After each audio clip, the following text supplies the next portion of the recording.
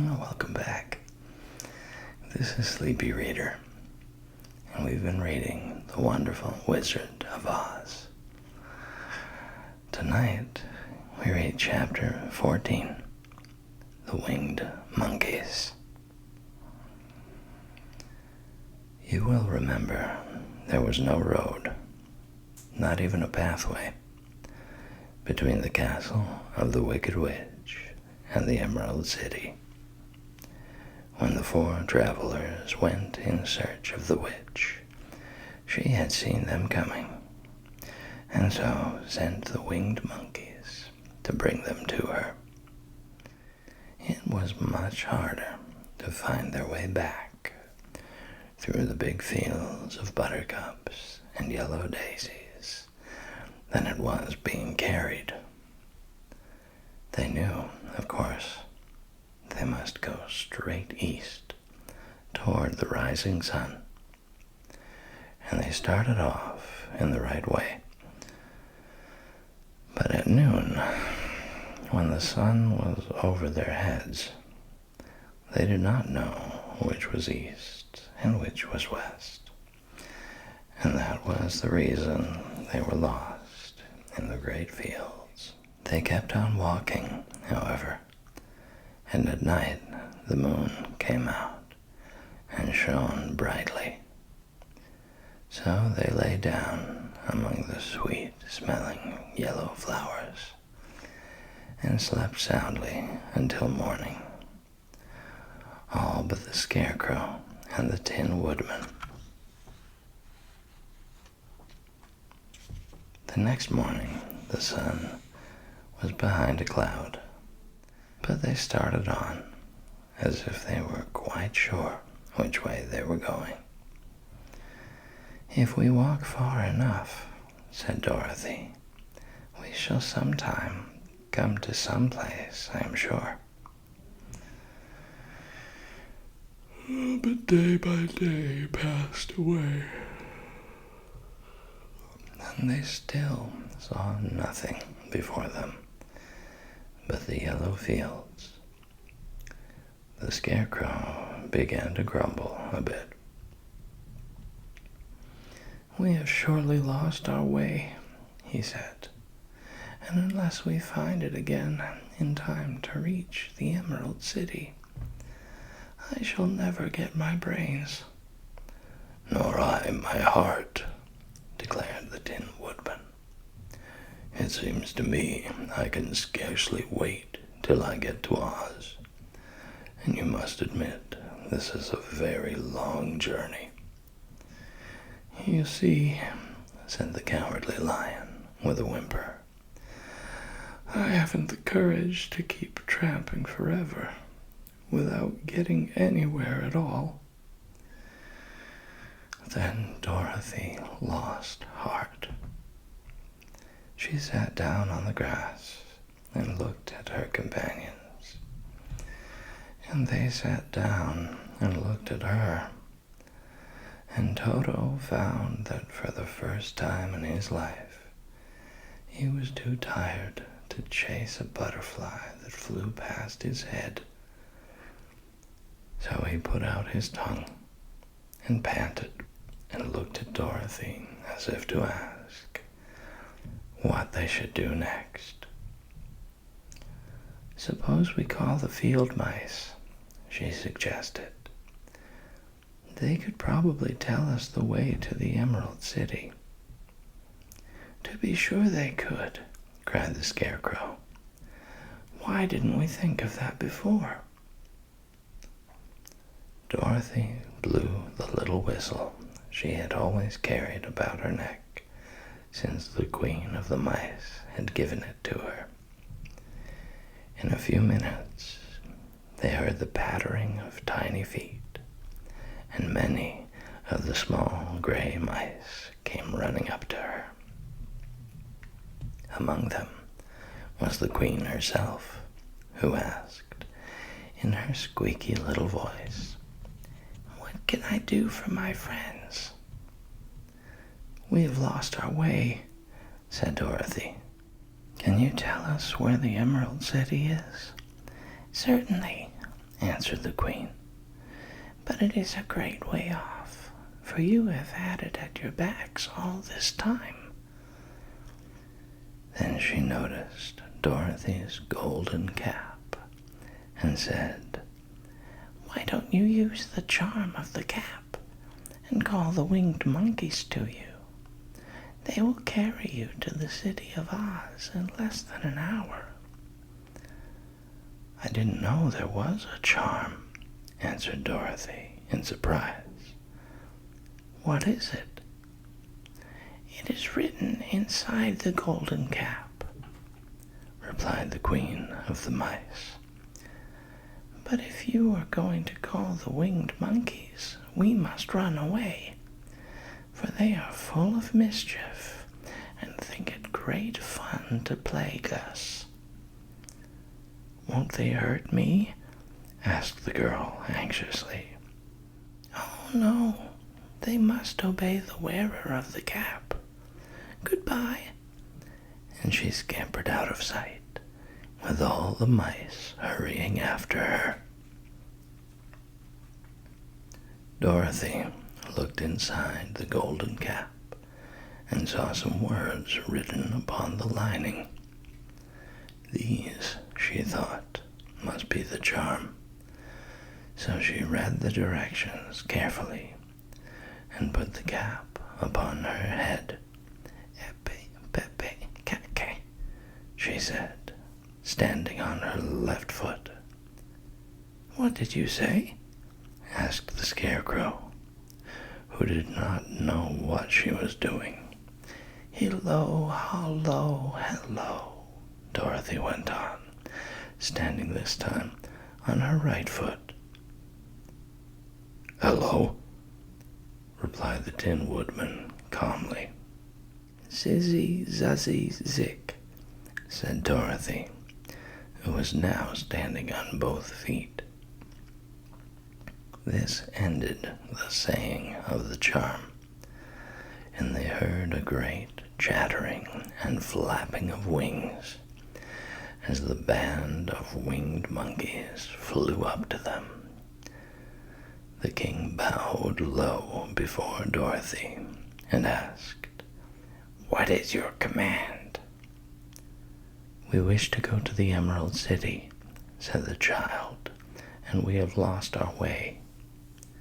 "We will carry you," replied the king, and no sooner had he spoken than two of the monkeys caught Dorothy in their arms and flew away with her. Others took the Scarecrow and the Woodman and the Lion, and one little monkey seized Toto and flew after them, although the dog tried hard to bite him. The Scarecrow and the Tin Woodman were rather frightened at first, for they remembered how badly the winged monkeys had treated them before. But they saw that no harm was intended, so they rode through the air quite cheerfully and had a fine time looking at the pretty gardens and woods far below them. Dorothy found herself riding easily between two of the biggest monkeys, one of them the king himself. They had made a chair of their hands and were careful not to hurt her. "Why do you have to obey the charm of the golden cap?" she asked. "That is a long story," answered the king with a laugh. "But as we have a long journey before us, I will pass the time by telling you about it, if you wish." "I shall be glad to hear it," she replied. "Once," began the leader, "we were a free people, living happily in the great forest, flying from tree to tree, eating nuts and fruit, and doing just as we pleased without calling anybody master. Perhaps some of us were rather too full of mischief at times, flying down to pull the tails of the animals that had no wings, chasing birds, and throwing nuts at the people who walked in the forest. But we were careless and happy and full of fun, and enjoyed every minute of the day. This was many years ago, long before Oz came out of the clouds to rule over this land. There lived here then, away at the north, a beautiful princess who was also a powerful sorceress. All her magic was used to help the people, and she was never known to hurt anyone who was good. Her name was Gayelette, and she lived in a handsome palace built from great blocks of ruby. Everyone loved her, but her greatest sorrow was that she could find no one to love in return, since all the men were much too stupid and ugly to mate with one so beautiful and wise. At last, however, she found a boy who was handsome and manly and wise beyond his years. Gayelette made up her mind that when he grew to be a man, she would make him her husband. So she took him to her ruby palace and used all her magic powers to make him as strong and good and lovely as any woman could wish. When he grew to manhood, Quelala, as he was called, was said to be the best and wisest man in all the land, while his manly beauty was so great that Gayelette loved him dearly, and hastened to make everything ready for the wedding. My grandfather was at that time the king of the winged monkeys, which lived in the forest near Gayelette's palace, and the old fellow loved a joke better than a good dinner. One day, just before the wedding, my grandfather was flying out with his band when he saw Quelala walking beside the river. He was dressed in a rich costume of pink silk and purple velvet, and my grandfather thought he would see what he could do. At his word, the band flew down and seized Quelala, carried him in their arms until they were over the middle of the river, and then dropped him into the water.